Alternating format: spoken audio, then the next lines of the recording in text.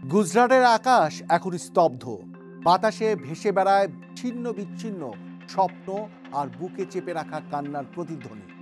আহমেদাবাদের সর্দার বল্লভভাই প্যাটেল আন্তর্জাতিক বিমানবন্দর 12ই মে মধ্যাহ্নের কিছু আগে। রানওয়েতে প্রস্তুত এয়ার ইন্ডিয়ার সর্বাধুনিক বিমান বোয়িং 787 ড্রিমলাইনার, ফ্লাইট নম্বর AI-172, গন্তব্য লন্ডনের হিথ্রো বিমানবন্দর। বিমানটিতে ছিলেন 242 জন যাত্রী এবং 12 জন ক্রু সদস্য। ককপিটে দায়িত্বে ছিলেন ক্যাপ্টেন সুমিত সাবাওরাল, যার ঝুলিতে রয়েছে 8200 ঘন্টার বেশি উড্ডয়নের অভিজ্ঞতা। সহকারী হিসেবে ছিলেন ফার্স্ট অফিসার ক্লাইভ কুন্দর, যিনি পাড়ি দিয়েছেন 1100 ঘন্টারও বেশি আকাশপথ। সালাম, নমস্কার, আদাব। আপনারা দেখছেন ডিবিসি নিউজের সাপ্তাহিক বিশেষ আয়োজন নেটিজেন ভার্সেস সিটিজেন। সঙ্গে আছি আব্দুল্লাহ হীরা। অনুষ্ঠানটি নিবেদন করছে রেডি ডিটারজেন্ট পাউডার। সব কিছু ছিল নিখুঁত, আবহাওয়া ছিল স্বচ্ছ, যন্ত্রপাতি সচল, রানওয়ে প্রস্তুত। দুপুর 1:39 রানওয়ে ছেড়ে আকাশে ওড়ে ড্রিমলাইনার। মনে হচ্ছিল বিশাল এক স্বপ্ন যেন ডানা মেলেছে, কিন্তু সেই স্বপ্ন বাস্তবে রূপ নেওয়ার আগেই ভেঙে চূর্ণ হয়ে যায়। উড্ডয়নের কিছু সেকেন্ড পরেই বিকট শব্দ। হঠাৎ করেই আকাশে আগুনের ফুলকি মাত্র কয়েকশো ফুট উপরে উঠে ভয়াবহভাবে বিধ্বস্ত হয় বিমানটি। মুহূর্তেই থেমে যায় শহরের স্বাভাবিক ছন্দ। হাহাকার ছড়িয়ে পড়ে আহমেদাবাদের আকাশে। এয়ার ট্রাফিক কন্ট্রোল তখনও বুঝে উঠতে পারেনি কি ঘটেছে। মাত্র একটি শব্দ ভেসে আসে রেডিওতে, মেডে, পাইলটের শেষ ডাক। কিন্তু সেই সতর্ক বার্তাও ছিল অনেক দেরিতে। বিমানটি গিয়ে আছড়ে পড়ে আহমেদাবাদের মেঘনি এলাকার বিখ্যাত বিজে মেডিকেল কলেজ চত্বরে। দুপুরের খাবার খেতে বসেছিল শিক্ষার্থী ও হাসপাতালের কর্মীরা। হঠাৎ আকাশ থেকে যেন আগুন ছড়া একটি বোমা নেমে আসে। ধ্বংসস্তূপে চাপা পড়ে শত শত জীবন, নিহত হন প্রায় 300 জন। এর মধ্যে 242 জন যাত্রী, 12 জন ক্রু সদস্য ছাড়াও ছিলেন মেডিকেল কলেজের ছাত্রছাত্রী, চিকিৎসা কর্মী ও পথচারী। নিহতদের মধ্যে রয়েছেন 53 জন ব্রিটিশ নাগরিক, 7 জন পর্তুগিজ, 1 জন কানাডিয়ান। এছাড়া বিমানে ছিলেন গুজরাটের প্রাক্তন মুখ্যমন্ত্রী বিজয় রূপানী, যিনি নিজেও প্রাণ হারান এই দুর্ঘটনায়। আমাদের চোখে এই দুর্ঘটনা শুধুই এক বিমানের ভুল এবং বিধ্বস্ত হওয়ার কাহিনী বলে মনে হতে পারে, কিন্তু বাস্তবতা অনেক গভীর, অনেক বেদনাদায়ক। AI-172 এয়ার ইন্ডিয়ার বোয়িং 787 ড্রিমলাইনারটি যখন ধ্বংসস্তূপে পরিণত হয়, তখন কেবল বিমানের যাত্রীরাই নিহত হননি। যেখানে একদিকে আকাশে হারালো শত শত মানুষ, তাদের স্বপ্ন, আশা, পরিবার, জীবন, আর অন্যদিকে মাটিতে থাকা আহমেদাবাদের মেঘানি এলাকার বিখ্যাত বিজে মেডিকেল কলেজের নিরীহ ছাত্রছাত্রী, চিকিৎসক ও পথচারীরাও হারালেন প্রাণ। এই দুর্ঘটনায় সবচেয়ে আশ্চর্যের ব্যাপার ঘটেছে। রমেশ নামের এক 40 বছর বয়সী ব্যক্তি বেঁচে গেছেন। টেক অফ করার পরপরই এটি বিধ্বস্ত হয়ে মারা যান 241 জনই। কেবল রমেশই বেঁচে গেলেন। বেঁচে যাওয়ার একমাত্র যাত্রী বিশ্বাস কুমার রমেশ এখন আলোচনার কেন্দ্রে। 40 বছর বয়সী এই ব্রিটিশ আমেরিকান বেঁচে গেলেও আহত হয়ে এখন রয়েছেন হাসপাতালে। বিমানটির আরোহীদের মধ্যে কেবল রমেশই জানাতে পারছেন দুর্ঘটনার সেই অভিজ্ঞতার কথা। তিনি কিভাবে বেঁচে গেলেন তাও বিস্ময় হয়ে ঠেকছে অনেকের কাছে। হাসপাতালে শুয়ে রমেশ বলেন, বিমানটি ওড়ার 30 সেকেন্ড পর একটা প্রচণ্ড শব্দ শুনতে পেলাম। তারপরই বিমানটি ভেঙে পড়ে। সবকিছু খুব দ্রুত ঘটে গিয়েছিল। AI-171 ফ্লাইটের ইকোনমি ক্লাসের 11A আসনে বসেছিলেন রমেশ। তার আসনটি ছিল এমার্জেন্সি এক্সিট বা জরুরি বহির্গমন দরজার সঙ্গে। তীব্র ঝাঁকুনিতে রমেশের আসনটি খুলে বেরিয়ে এসেছিল। সেই কারণেই তিনি বেঁচে গেছেন বলে প্রাথমিকভাবে ধারণা করা হচ্ছে। তবে কোন দিক থেকে কিভাবে বেরিয়ে এসেছিলেন সে কথাও জানান তিনি। রমেশ বলেন, আমি যেদিকে পড়েছিলাম সেখানে হোস্টেলের একতলার ফাঁকা জায়গা ছিল কিছুটা। সেখান দিয়ে আমি বেরিয়ে আসার চেষ্টা করি, কিন্তু উল্টো দিকে হোস্টেলের দেয়াল ছিল, সেদিক থেকে হয়তো কেউ বেরোতে পারে। আহমেদাবাদে ভয়াবহ বিমান দুর্ঘটনার ধ্বংসস্তূপের কোথাও হয়তো পড়ে আছে রাজস্থানের যোশী পরিবারের সেলফোন। হয়তো কখনো আর খুঁজে পাওয়া যাবে না সেটি। হয়তো বিস্ফোরণের আগুনেই পুড়ে ছাই হয়ে গিয়েছে। কিন্তু সেই ফোনে তোলা একটি সেলফি রয়ে গেল এক ভয়ঙ্কর দিনের মর্মান্তিক স্মৃতি হয়ে। 3 সন্তানকে সঙ্গে নিয়ে লন্ডনের উদ্দেশ্যে পাড়ি দিয়েছিলেন উদয়পুরের ডাক্তার দম্পতি। বৃহস্পতিবার তাদের এই বিমান সফর ছিল এক নতুন জীবনের শুরু।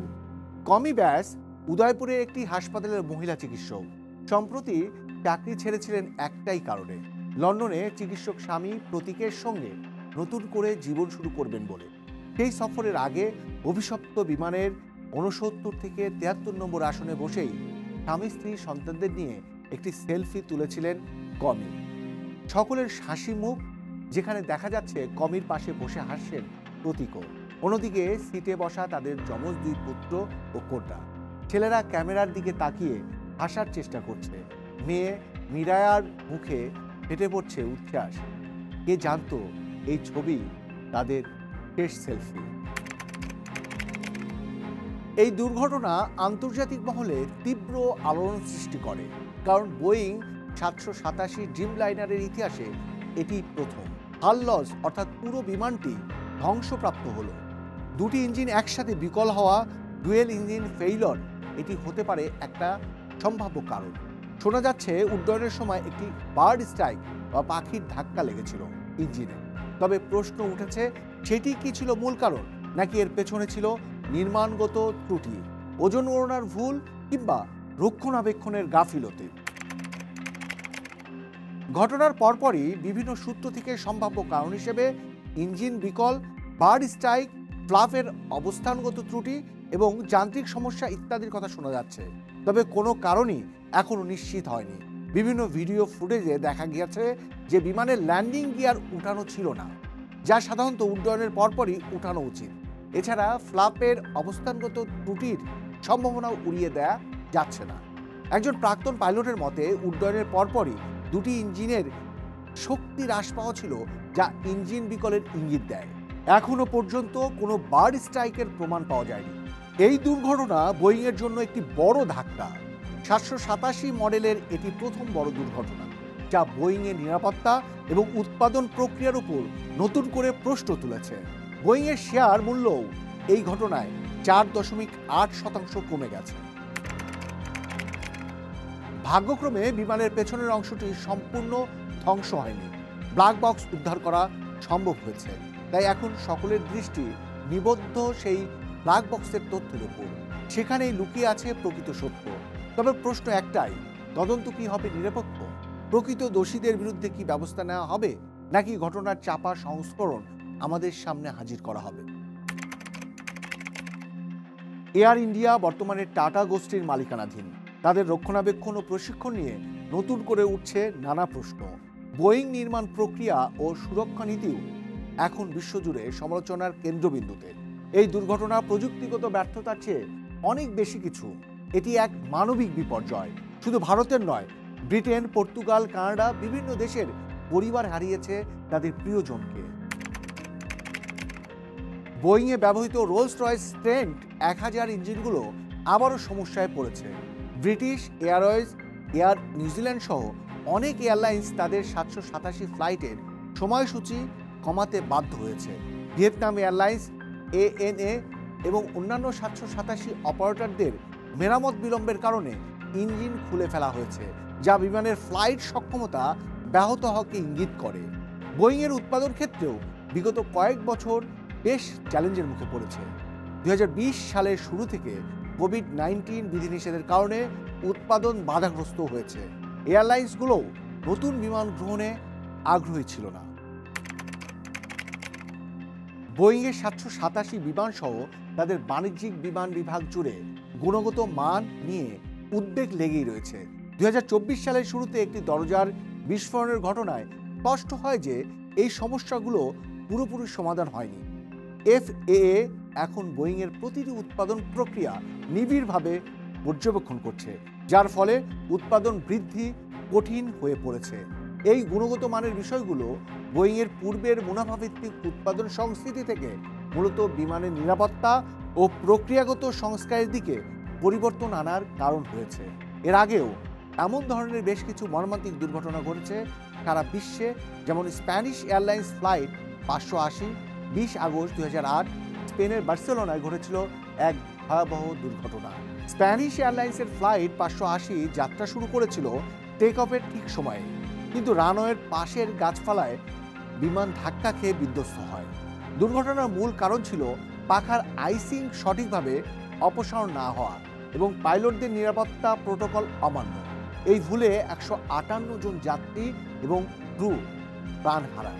1987 সালে মুম্বাইয়ে ইন্ডিয়ান এয়ারলাইন্সের ফ্লাইট 401 টেক অফের সময় যান্ত্রিক কোনো সমস্যা না থাকলেও পাইলটের মনোযোগ বিচ্ছিন্নতার কারণে বিমানটি রানওয়ে থেকে পড়ে যায়। এই দুর্ঘটনায় 74 জন যাত্রী নিহত হন। United airlines flight 615। 1951 সালে মার্কিন যুক্তরাষ্ট্রের শিকাগোতে ঘটেছিল ইউনাইটেড এয়ারলাইন্স ফ্লাইট 615 দুর্ঘটনা। টেক অফের সময় ইঞ্জিন ব্যর্থতার কারণে বিমান নিয়ন্ত্রণ হারায় এবং বিধ্বস্ত হয়, যার ফলে 55 জনের মৃত্যু হয়। দর্শক, আজকের বিষয় এয়ার ইন্ডিয়া বিধ্বস্ত, পাইলটের ব্যর্থতা না ইঞ্জিনের ত্রুটি? বিমান বাঁচাতে মেড এ কল পাইলটের। কি এই মেড এ কল? আজকের আলোচনায় আমাদের সঙ্গে নেটিজেন হিসেবে আছেন এভিয়েশন বিশেষজ্ঞ নাফিজ ইমতিয়াজ এবং সিটিজেন হিসেবে কলকাতা থেকে আছেন ক্যাপ্টেন সুমন্ত রায় চৌধুরী। দুজনকে স্বাগত জানাচ্ছি। আমি শুরুতেই যেতে চাই কলকাতার যিনি অতিথি হিসেবে আছেন ক্যাপ্টেন সুমন্ত রায় চৌধুরী। আপনার প্রতিক্রিয়া জানতে চাই, এই যে দুর্ঘটনা, প্লেন ক্র্যাশ হলো, যে এভাবে উড্ডয়নের পরপরই আছড়ে পড়লো, বিষয়টা নিয়ে আপনার কাছে কি কোনো তথ্য আছে, মানে স্পেসিফিক, যে কেন এই দুর্ঘটনাটা ঘটেছিল? এত চটজলদি তো আর পাওয়া যাবে না, তবু আপনি ওই অঞ্চলে আছেন, কি তথ্য পেয়েছেন? না, দেখুন, আমি কোনো তথ্য পাইনি। আমি যা রিপোর্টস দেখেছি বা পেয়েছি বা মিডিয়াতে যা দেখেছি তাতে বুঝলাম যে এটা ডাবল ইঞ্জিন ফেলিয়ার হয়েছে। নর্মাল টেক অফ হয়েছে, নর্মাল টেক অফ রান হয়েছে, নর্মাল রোটেশন হয়েছে, কিন্তু after that there was a double engine failure. দুটো ইঞ্জিনই ফেল করেছে। এখন সঙ্গে সঙ্গে ফেল করেছে কি একটা পর একটা ফেল করেছে সেটা সময় সাপেক্ষ ইনভেস্টিগেশন করলে জানা যাবে।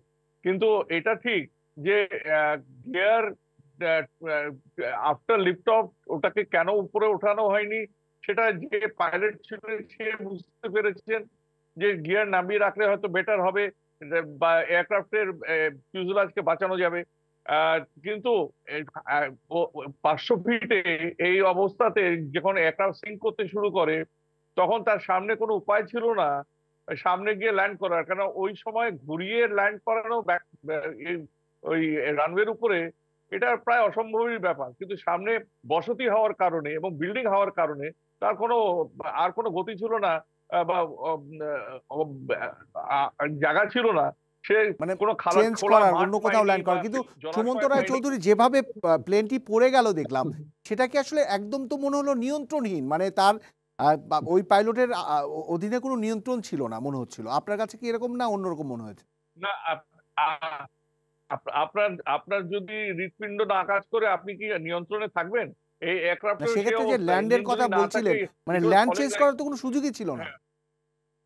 না, শুনুন, সামনে পুরো ঘন বর্ষতি, আপনার সেখানে কোথায় ল্যান্ড করবে? সেখানে মাঠ নেই, জলাশয় নেই, রাস্তা নেই যে যেখানে যেখানে গিয়ে ল্যান্ড করতে পারবে। অনলি আদার অপশন ছিল হয়তো মানে টার্ন ব্যাক করে ঘুরিয়ে নিয়ে এসে যদি রানওয়েতে ল্যান্ড করানো যেত, কিন্তু সেটাও সেই অবকাশও ছিল না, কারণ 500 ফিটে এসব করতে গেলে আরো আরো হয়তো বিধ্বস্ত হতো, মানে আরো গভীরভাবে অ্যাক্সিডেন্টটা হতো। কিন্তু এখানে আশ্চর্য বিষয় যে একজন অন্তত বেঁচে গেছে, ইট ইজ এ মিরাকল। এবং কি করে যে বেঁচেছে সে মানে উপর ভগবানই জানে। মানে নেটিজেন হিসেবে আমাদের সঙ্গে যুক্ত আছেন নাফিজ ইমতিয়াজ। আপনি তো শুনছিলেন ক্যাপ্টেন সুমন্ত রায় যেমনটা তুলে ধরছিলেন।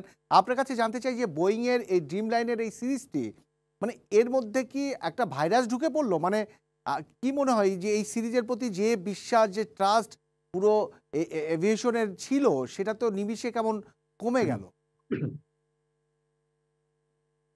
প্রথমে আমি যারা those who have lost their lives, আমি তাদেরকে কন্ডোলেন্স জানাচ্ছি। I am deeply grieved. আপনার প্রশ্নের জবাব হলো যে আমি আগে ডিসক্লেমার দিয়ে শুরু করি। আমরা এখন যাই বলবো সেগুলো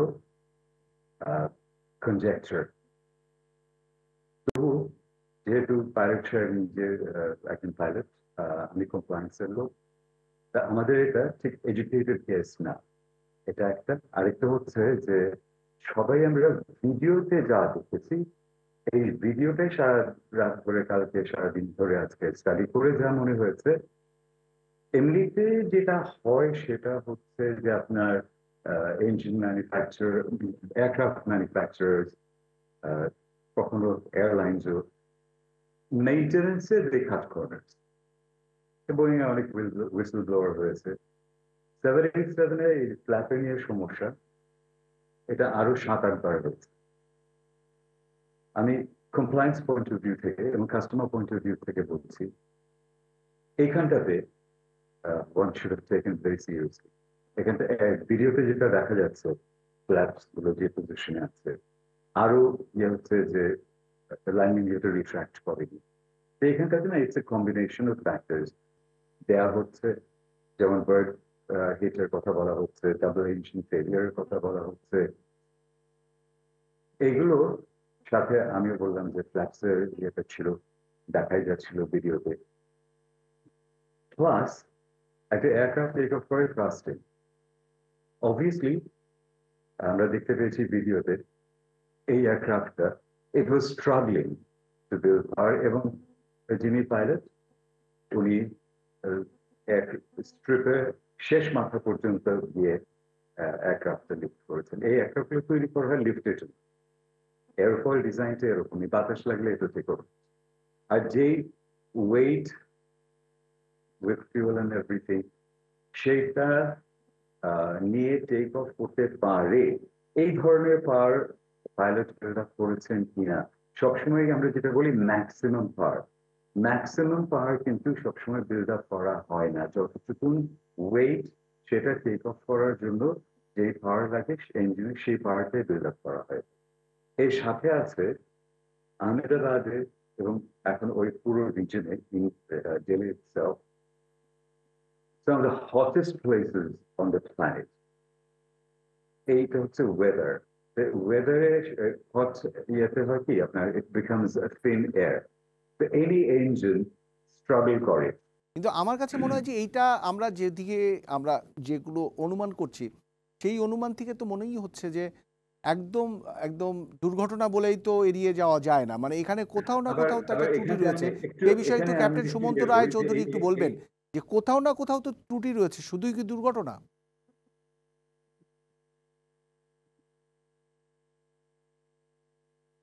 ক্যাপ্টেন সুমন্ত রায় এটা কি শুনতে আমাকে পাচ্ছেন? জিজ্ঞেস করছেন? জি, আপনিই বলুন হ্যাঁ, যে এটার হ্যাঁ, মধ্যে শুনতে পাচ্ছি, বলুন। কোথাও না কোথাও তো ত্রুটির মানে মনে হচ্ছে। দেখুন, সেটা কি আপনি ত্রুটি মনে করেন ছিল কি? বলেই তো ত্রুটি ছিল বলেই তো দুর্ঘটনাটা হয়েছে। এবং কার ত্রুটি, কিভাবে ত্রুটিটা হয়েছে সেটা ইনভেস্টিগেশনের পরেই জানা যাবে। এখন এখন স্পেকুলেশন করা ছাড়া, স্পেকুলেশন না করাটাই বোধহয় আমার মনে হয় শ্রেয়। না, আমি কেননা বলতে চাচ্ছি এই দুর্ঘটনা ক্ষেত্রে কিন্তু অনেক সময় মানে কারো দুর্ঘটনা যদি মানে ন্যারেটিভটা হয় দুর্ঘটনা, তাহলে কিন্তু আসলে কেউ মানে দুর্ঘটনা তো যে কারো যেকোনো সময় হতে পারে। কিন্তু ত্রুটি মানেই হলো সেটা দুর্ঘটনার বাইরেও ঘটনা। বিষয়টা তো এরকম। না, মানে ত্রুটি দুর্ঘটনা তো কারো দেখুন, হাতে থাকে না। সব দিক থেকে ত্রুটি ত্রুটি হতে পারে। ত্রুটি তো সব দিক থেকেও হতে পারে। ইঞ্জিনিয়ারিং তরফ থেকে হতে পারে, গ্রাউন্ড স্টাফের লোডিং থেকে হতে পারে, না, পাইলটের আমি হতে শুধু পারে। বা আপনার অভিজ্ঞতায় যে প্লেনটা আপনি উড্ডয়ন অবস্থায় দেখলেন এবং তারপরে যে পড়ে গেল, আপনি ধরেন কোনো তথ্যই জানেন না। কিন্তু আপনার কাছে কি মনে হয় যে কি ত্রুটি হতে পারে? এটা ইঞ্জিন ফেলিয়ার ছাড়া কিছু উপায় নেই। মানে ছাড়া আর কোনো, আমি তো আর অন্য কোনো ত্রুটি আমি দেখছি না। মানে তারপরে ওখানে যিনি ল্যান্ডিং পাইলট গিয়ার ছিলেন তার হিউম্যান এরর কিছু তুলনায় কিছু হতে পারে? না, দেখুন, হিউম্যান এররের থেকে বড় কথা কি, ওখানে immaterial landing gear take off মানে নিল কি নিল না, because his engines have failed. His engines have failed. মানে ওকে যে সাস্টেন করবে ইঞ্জিনসটা, সেটাই তো নেই। সুতরাং সাস্টেন করবে কি করে? আপনি 1000, 2000 ফিট, 3000 ফিট যদি উঠে যেতে পারতো, তাহলে he could have come back landed. সেই অবকাশটা তো ছিল না। 500 ফিটে আপনার যখন এয়ারক্রাফট সিঙ্ক করছে, আপনি কোথাও দেখতে পাচ্ছেন না ল্যান্ড করার মানে সুযোগ আছে, তখন আপনার তো সামনে আপনার মানে গিয়ে ধাক্কা মারা ছাড়া কোনো উপায় নেই। এই পদ্ধতিতে ধাক্কা মারা ছাড়া কোনো উপায় নেই। আপনি বলতে পারেন এছাড়া কি করতে পারতো? আমি হলে না, না, ওই সেটা তো জায়গায় হয়তো অবশ্যই না। একটা কিন্তু ডেসপারেট অ্যাটেম্প্ট নিতাম to turn back the aircraft.